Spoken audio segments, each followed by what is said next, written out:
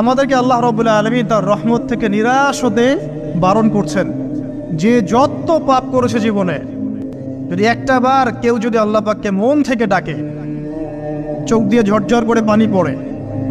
আল্লাহ পাককে বলে, সেজদায় গিয়ে পড়ে আল্লাহকে বলে রব্বিক ফিরলি, আল্লাহ আমাকে মাফ করে দাও, তার মনের মধ্যে যদি সততা থাকে, মন থেকে যদি সেই কথাটা বলে থাকে, আল্লাহ পাক শুধু তাকে ক্ষমাই করবেন না, তার সমস্ত গুনাহগুলোকে আল্লাহ নেকি দিয়ে পরিবর্তন করে দিয়েছে। একটা হাদিস পড়ছিলাম, নবী করিম সাল্লাল্লাহু আলাইহি ওয়াসাল্লাম তিনি বলছেন